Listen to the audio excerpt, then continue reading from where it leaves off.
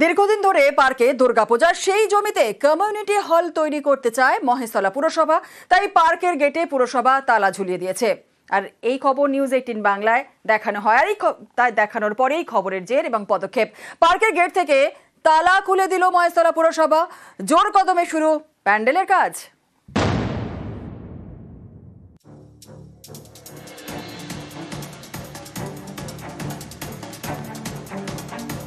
মল্লার গেটে children's park. প্রতি বছর এই পার্কে দুর্গাপুজো হয়। এবার 72-এ পা। প্যান্ডেল তৈরির কাজ বেশ কয়েকদিন আগেই শুরু হয়ে গিয়েছে, কিন্তু উদ্যোক্তারা চিন্তায়, কারণ পার্কের গেটে তো তালা ঝুলিয়ে দিয়েছে পুরসভা। সম্প্রতি এই খবর দেখায় নিউজ 18 বাংলা। এরপরই তৎপরতা। রবিবার পার্কের গেট থেকে তালা খুলে দিল মহেশতলা পুরসভা। ফের শুরু হলো প্যান্ডেল তৈরির কাজ। মাননীয় মুখ্যমন্ত্রীর নির্দেশে এটা করা হয়েছে। বলেছি যে ঠিক আছে, পুজোর মতো চলুক, আইনের মতো চলবে। ঠিক আছে, ওই খুলে দিয়েছি। দুর্গাপুজো করা নিয়ে অনিশ্চয়তা কেটেছে, স্বস্তি ফিরেছে উদ্যোক্তাদের মধ্যে। থেকে আমাদের ধন্যবাদ, এবং মমতা ব্যানার্জি মুখ্যমন্ত্রীকে আমাদের ধন্যবাদ যে এই ব্যাপারে উনি হস্তক্ষেপ করেছেন এবং খুব তাড়াতাড়ি ব্যাপারটাকে মিটে গেছে, নাহলে হয়তো আরো বেশি দিতে হতো। সবাইকে ধন্যবাদ জানাচ্ছি। গেটটা খুলে দেওয়া হয়েছে।